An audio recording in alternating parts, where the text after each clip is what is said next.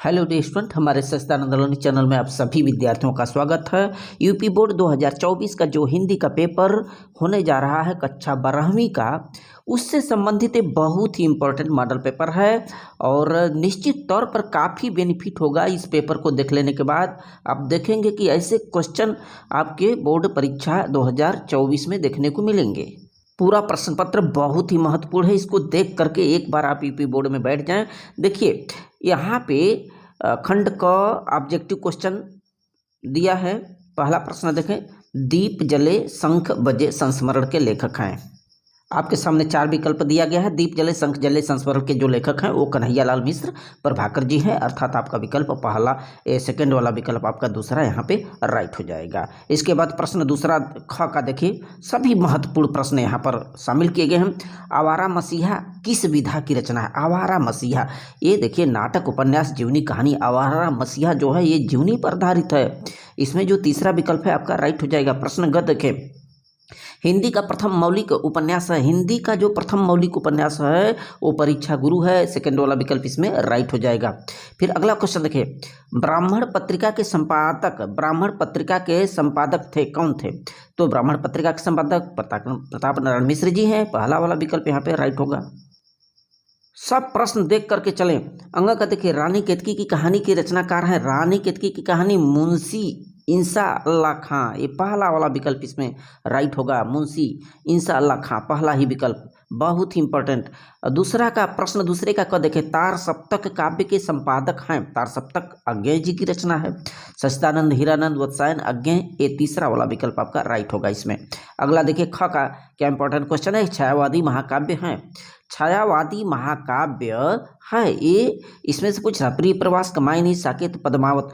तो इसमें जो कमायनी है जयशंकर प्रसाद जी का, ये छायावादी काव्य है, महाकाव्य है। दूसरा वाला विकल्प यहाँ पे राइट होगा। ग का देखें, यशोधरा के रचनाकार है। यशोधरा जो कृति है मैथिली शरण गुप्त जी का है, बहुत ही महत्वपूर्ण। अगला देखिए, छायावाद की मुख्य विशेषताएं हैं प्रकृति का मानवीकरण, युद्धों का वर्णन, यथार्थ चित्रण, भक्ति की प्रधानता। छायावादी की जो प्रमुख विशेषता है प्रकृति का मानवीकरण, चित्रण उस समय बहुत ही प्रमुखता से होता था। अंग का देखे, श्रृंगार लहरी के रचयिता है। श्रृंगार लहरी जो कृति है ये जगन्नाथ दास रत्नाकर जी की है। ये पहला वाला विकल्प यहाँ पे राइट होगा। अब देखिए यहाँ से गद्य पर आधारित ये गद्यांश दिया गया है, आपके बुक से आया है, बहुत ही इंपॉर्टेंट, कई बार बोर्ड एग्जाम में आया हुआ है। अब देखिए, अशोक का वृक्ष जितना भी मनोहर हो, जितना भी रहस्य हो, जितना भी अलंकारमय हो, परंतु वह उस विशाल सामंत सभ्यता का परिष्कृत रुचि का ही प्रतीक है जो साधारण प्रजा के परिश्रम पर पली थी। तो ये है। अब इस पर आधारित नीचे आपसे कुछ प्रश्न पूछे जा रहे हैं। पहला, पाठ का शीर्षक और रचनाकार लेखक का नाम उल्लेख करना है। तो यह जो पाठ है ये हजारी प्रसाद जी द्वारा लिखा गया, अशोक के फूल नामक शीर्षक से लिया गया है, ये पूछ रहा है। दूसरा क्या पूछा, रेखांकित अंशों की व्याख्या कीजिए। रेखांकित अंश देखिए यहाँ पे, अशोक का वृक्ष जितना भी मनोहर हो, जितनी भी रहस्यमयी हो और जितना भी अलंकारमय हो, परंतु वह उस विशाल सामंत सभ्यता का परिष्कृत रुचि का प्रतीक है जो साधारण प्रजा के परिश्रमों पर पली थी। मतलब यहाँ पे जो लेखक महोदय हैं यहाँ पे ये बता रहे हैं कि अशोक का जो वृक्ष है वो आम लोगों के बस की नहीं है, ये तो अमीरों के प्रति है।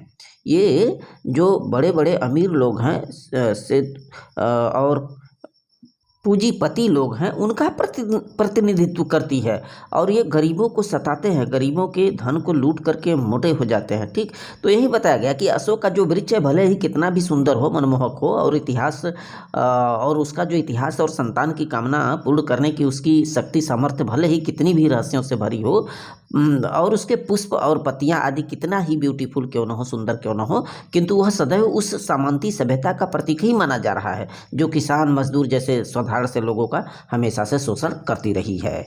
इसके बाद आगे प्रश्न देखिए क्या दिया गया है। इसमें प्रश्न है, अशोक का वृक्ष किसका प्रतीक है? ग का, तो अशोक का वृक्ष ना सामंती सभ्यता का परिष्कृत रुचि का प्रतीक है। सामंती जो सभ्यता उसमें बताई गई है। और अगला क्वेश्चन है, यक्षों का इज्जत यानी प्रतिष्ठा किसने घटा दी है? तो ये इसके अनुसार यक्षों की जो इज्जत है पीरों, बैरहों, जो भैरव और महाकाल जैसे देवी देवता के कारण कम हो गई है, क्योंकि वैभव के देवता माने जाने वाले यक्ष गंधर्व की पूजा में आज के समाज की आस्था को समाप्त हो चुकी है। आज के समाज की जो आस्था है वह समाप्त हो चुकी है उन्हीं की पूजन करने में। अंग का दिया है कि विशाल सामंत सभ्यता कैसे समृद्ध हुई। विशाल सामंत सभ्यता कैसे समृद्ध हुई, देखिए विशाल सामंत सभ्यता साधारण प्रजा के परिश्रम पर पली थी और उसके जो रक्त कणों को खा करके वो पली बढ़ी और लाखों करोड़ों की उपेक्षा से वो काफ़ी समृद्ध होती चली गई। अब अथवा यहाँ पर आगे को अथवा में दिया गया है, वो करें चाहे ऊपर वाला करें या फिर ये नीचे वाला। पूर्वजों ने चरित्र और धर्म, विज्ञान, साहित्य, कला और संस्कृति के क्षेत्र में जो कुछ भी पराक्रम किया उस सारे विस्तार को हम गौरव के साथ धारण करते हैं और उसके तेज को। तो ये आपका पूरा गद्यांश है और इस पर नीचे देखिए गद्यांश के पाठ का शीर्षक और लेखक का नाम पूछा जा रहा, पहला ही क्वेश्चन। तो ये जो दिया गया पाठ है ये डॉक्टर वासुदेव शरण अग्रवाल जी के द्वारा लिखा गया और राष्ट्र का स्वरूप नामक निबंध से लिया गया है। दूसरा पूछ रहा है रेखांकित अंशों की व्याख्या कीजिए। ये जो रेखांकित अंश आप देख रहे हैं पूर्वजों ने चरित्र और धर्म, विज्ञान, साहित्य की बात कर रहा है, यानी कि इसमें सांस्कृतिक परिवेश विकास की एक पद्धति है बताया गया है कि हमारे जो पूर्वज रहे हैं उन पूर्वजों ने चरित्र, धर्म, विज्ञान, साहित्य, कला और संस्कृति के क्षेत्र में जो उन्नति की है उस पर गर्व करते हुए हम उसे राष्ट्र की विभूति के रूप में स्वीकार करते हैं। फिर अगला प्रश्न देखिए दिया है कि हम गौरव के साथ किसे धारण करते हैं, ये पूछा जा रहा है। तो हम अपने जो हमारे जो पूर्वज हैं, हमारे पूर्वजों ने अपने महान चरित्र का उदाहरण प्रस्तुत करके धर्म और विज्ञान, साहित्य, कला और संस्कृति के क्षेत्र में जो उल्लेखनीय कार्य किया है, हमें उनके प्रति गर्व है। फिर आगे देखिए प्रश्न पूछा है कि राष्ट्र के विकास का स्वाभाविक ढंग किसे बताया गया है। राष्ट्र के विकास का जो स्वाभाविक ढंग है, जो हमारे पूर्वज रहे हैं, जिन्होंने इतना अच्छा कार्य किया, महान कार्य किए, तो उनके द्वारा जो प्राप्त किए गए गौरव है उसको बचाए रखना हमारा दायित्व बनता है। अंग का दिया है राष्ट्र संवर्धन का प्रकार स्पष्ट कीजिए। राष्ट्र संवर्धन, तो वही चीज़ बताया गया कि हमारे जो पूर्वज है धर्म विज्ञान के क्षेत्र में, साहित्य के क्षेत्र में, कला के क्षेत्र में, संस्कृति के क्षेत्र में अपने पराक्रम और गौरव को जो है धारण करते हुए अपने अच्छे से अच्छे कार्यों को उल्लेखित किया और उनके जो ये सब कार्य हैं यही हमारे राष्ट्र के संवर्धन माने गए हैं। अब आगे के प्रश्न संख्या 4 देखिए, पद्यांश पर आधारित पद्य दिए गए हैं और नीचे कुछ प्रश्न आपसे पूछे जाएंगे, बहुत ही महत्वपूर्ण। देखिए दुख की पिछली रजनी, बीत बिकसता सुख का नवल प्रभात, एक पर्दा यह झीना नील छिपाए है, जिसमें सुख गात, जिसे तुम समझे हो अभिशाप जगत की ज्वालाओं का मूल, इसका वह रहस्य वरदान कभी मत इसको जाओ भूल। तो पहला प्रश्न इस पर पूछ रहा कि पाठ का शीर्षक और कवि का नाम। तो यह जो पद्य है, यह पद्य खंड जो कि श्रद्धा मनु शीर्षक से लिया गया है और इसके जो कवि हैं वो जयशंकर प्रसाद जी हैं। फिर अगला प्रश्न पूछा है रेखांकित पंक्तियों की व्याख्या कीजिए। रेखांकित पंक्तियां यहाँ पर देखिए, दुख की पिछली रजनी, बीत बिकसता सुख का नवल प्रभात। तो इसका मतलब है कि जो श्रद्धा मनु है, श्रद्धा मनु को सांत्वना देते हुए तथा उन्हें प्रेरित करते हुए कहती है कि दुख की पिछली जो काली रात के बीच ही सुख का नया सवेरा विकसित होता है, दुखों के बीच सुख भी होता है। तो बीती हुई रात को के झीने नीले धुंधले रूप के समान बीते हुए दुख का अनुभूति जो सुख के बीच पर्दा बनी हुई है, वह सुखमय अरुण के प्रकट होने के ही एक संकेत देता है। अब ये देखिए क्वेश्चन है, अभी अगला क्वेश्चन पूछ रहा है कि इन पंक्तियों में श्रद्धा किसके हताश मन को प्रेरणा दे रही है। तो इन पंक्तियों में जो श्रद्धा है वो मनु के हताश मन को क्या कर रही है, एक प्रेरणा दे रही है। अगला क्वेश्चन है कि कवि के अनुसार झीना पर्दे में क्या छुपा हुआ है। झीना पर्दे में क्या छुपा हुआ है। तो कवि के अनुसार झीने पर्दे में सुख जो शरीर छिपा हुआ है, जो सुख रूपी, ये कहें तो झीने पर्दे में ये सुख रूपी जो शरीर है वही छुपा हुआ है। अगला कहें सुख गात में कौन सा अलंकार है। सुख गात में एक तरह से रूपक अलंकार का उल्लेखित किया गया है। अथवा यहाँ पर ऑप्शनल देखें, लज्जाशील पथिक महिला जो कहीं दृष्टि आए। हो न देना विकृत वसना, तो न तू सुंदरी को, जो थोड़ी सी शर्मित हो वह हो गोद ले श्रांति खोना, होठों की और कमल सु, मुख की मैलनताएं मिटाना। तो इस तरह से है। अब इसमें देखिए नीचे कुछ क्वेश्चन, पद्यांश के पाठ और कवि का नाम पूछ रहा है। तो यह जो पद्यांश है पवन दूत का शीर्षक से लिया गया है, अयोध्या सिंह उपाध्याय हरिऔध जी हैं, और ये महाकाव्य जो परिप्रवास है उसी से ये उठाया गया है। इस तरह का आप जो भी नीचे प्रश्न पूछा जा रहा है उसका आप जवाब देंगे। पद्यांश के पाठ ये राधिका, यहाँ पे देखिए पूछ रहा है ख का, राधिका किसके वियोग में दुखी है। तो इस पद्य के अनुसार जो राधिका है वह जो है भगवान जो श्री कृष्ण हैं उन्हीं के वियोग में क्या है, दुखी है। इस तरह के आप प्रश्न देंगे। ग का दिया है कि किसी लज्जाशील स्त्री के संबंध में राधिका पवन से क्या कहती है। तो राधिका श्री कृष्ण के वियोग में दुखी है, काफ़ी दुख, अपने दुख वेदना को प्रस्तुत कर रही है, और अपने दुख में वह पवन के मार्ग में मिलने वाली किसी लज्जाशील स्त्री और अपने खेत में काम कर रही किसी थकी हुई स्त्री का यहाँ पर जिक्र करती है, चिंता करती है। उस तरह से घ का दिया है कि राधिका पवन से अपनी शीतलता के द्वारा किसे दूर करने के लिए कहती है। तो इसमें जो राधिका है, राधिका पवन से अपनी शीतलता के द्वारा किसी जो लज्जाशील स्त्री होती है ना, लज्जाशील स्त्री के मुख की जो उसके ऊपर मलिनताएं हैं उसको दूर करने की बात करती है। और अगला है कि राधिका पवन से कृषक स्त्री का क्या उपकार करने को कहती है। पवन से जो कृषक स्त्री है उसका, तो राधिका पवन से कृषक स्त्री का उपकार इस प्रकार करने को कहती है कि जो है ना, तुम जा कर के उस आकाश में छाए किसी बादल के टुकड़े को जो कृषक स्त्री है जो अपने खेत में काम कर रही है उसके ऊपर से छाया प्रदान करो और उसको शीतल प्रदान करो। अब देखिए यहाँ से प्रश्न संख्या 5 है कि आपके गद्य लेखक पर आधारित किसी गद्य लेखक को चुनिए, उसका जीवन परिचय देते हुए उसकी कृतियों पर प्रकाश डालिए। डॉक्टर वासुदेव सड़क अग्रवाल, आचार्य महावीर प्रसाद द्विवेदी, पंडित दीनदयाल उपाध्याय, तीनों आप कंप्लीट करके जाइए, बहुत इंपॉर्टेंट। इसी तरह से काव्य के अंतर्गत जो जीवन परिचय और कृतियों पर उल्लेख करना, भारतेंदु हरिश्चंद्र कंप्लीट करें, अयोध्या सिंह उपाध्याय हरिऔध, जयशंकर प्रसाद, तीनों बहुत इंपॉर्टेंट। 6वां क्वेश्चन, बहादुर कहानी अथवा कर्मनाशा की हार कहानी का कथानक लिखिए अथवा पंचलाइट कहानी की समीक्षा कीजिए। प्रश्न 7वां जो खंड काव्य है, देखिए यहाँ पर अलग अलग खंड काव्य दिए गए हैं और इसमें से आपको किसी एक प्रश्न को सेलेक्ट करना 80 शब्दों में। तो इसमें से जो भी आपके जनपद में पढ़ाए जाते हों कंप्लीट कर लें। और आलोक वृत्त खंड काव्य के आधार पर गांधी जी का चरित्र चित्रण यहाँ पर देखिए, अथवा 1942 की जन क्रांति घटना का जिक्र करना है। इसके बाद प्रश्न संख्या 8 आइए, 8वां का क, संस्कृत गद्यांश पर आधारित है, 7 अंक का है। इसमें संदर्भ सहित इसको आपको हिंदी में अनुवाद करना है। और हिंदी संस्कृत आंग्लम भाषासु अस्य सामनः अधिकारः आसीत्। अब ये मदन मोहन मालवीय जी का है, इसको आप अच्छे से देख लें, कंप्लीट कर लें। और निश्चित तौर पर इम्पोर्टेंट है, बोर्ड में ज़रूर ये ऐसे प्रश्न देखने को मिलेगा, कई बार ये यूपी बोर्ड में आया हुआ ये गद्य खंड है। आगे देखिए, दिए गए श्लोकों में से किसी एक श्लोक का आपको चयनित करना है, ये भी 7 अंक का, कई बार ये आ चुके हैं। यहाँ पर सुखार्थिना कुतो विद्यार्थिना सुखम, सुखार्थी वात जेत विद्या, विद्यार्थी वात जेत सुखम। यह संस्कृत खंड काव्य के सुभाषित रत्नानी से ये उद्धृत है। यहाँ पर बात करें सुखार्थिना कुतो विद्या, कुतो विद्यार्थिना सुखना, यानी कि सुख चाहने वाले को विद्या कहाँ और विद्या प्राप्त करने वाले को सुख कहाँ। ठीक, सुखार्थी वा तजेत विद्या, विद्यार्थी वा तजेत सुखम।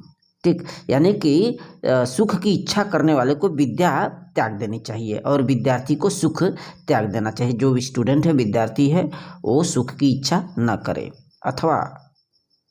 अथवा ऑप्शनल देखिए दिया है, कर्तव्यो भातृषु स्नेहो विमर्शतव्यः गुणेतराः, संबंधो बंधुभिः श्रेयान् लोकयोरपि भयोरपि। तो ये दूत वाक्यम से है। इसमें वही बात कर रहा है, कर्तव्यो भ्रातृषु स्नेहो विमर्शतव्या, यानी भाइयों से स्नेह करना चाहिए, विमर्शतव्या गुणेतराः, और उनके दोषों को भुला देना चाहिए। ठीक है, उनके गुण की सराहना करें, दोषों को भुला दे। संबंधो बंधुभिः श्रेयानः, माने भाइयों से जो संबंध है, मेल है, दोनों ही लोक में कल्याणकारी होता है। लोक योरु भयोरपि माने कल्याणकारी होता है, मंगलकारी होता है।